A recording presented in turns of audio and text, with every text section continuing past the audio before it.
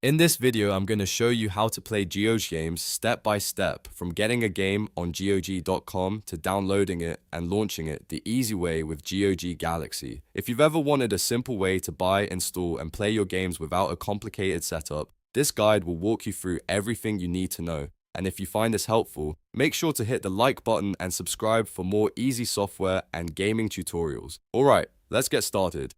First, go to GOG.com in your browser. GOG is a game store that offers DRM-free games, which means once you own a game, you can usually download and play it without the kind of restrictions some other platforms use. If you already have an account, go ahead and sign in. If not, create a free account using your email address and a secure password.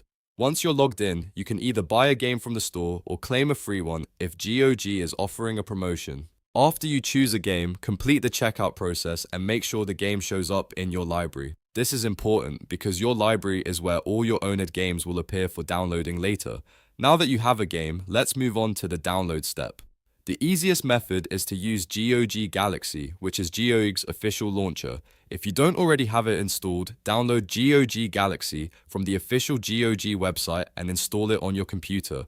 Once it's open, sign in with the same account you used to buy the game. After you're signed in, click on Owned Games. This is where every game tied to your account will be listed. Find the game you want to play, click on it, and then click Install. GOG Galaxy will begin downloading the game files and setting everything up automatically. Depending on the size of the game and your internet speed, this may take a few minutes or longer, so let it finish before moving on. Once the install is complete, you'll usually see a play button appear right inside GOG Galaxy. Click play, and the game should launch for you. In some cases, the game may also create a desktop shortcut or appear in your start menu, so you may be able to open it from there too.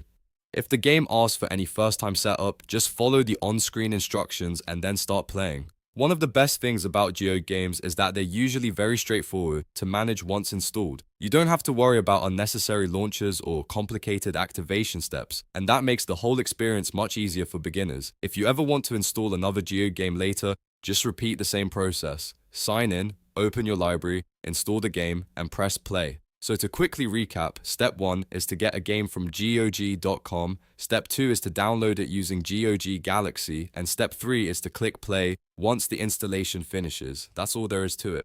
If this tutorial helped you out, please give it a like, subscribe to the channel, and turn on notifications so you don't miss the next easy guide. Thanks for watching and enjoy your GOG games.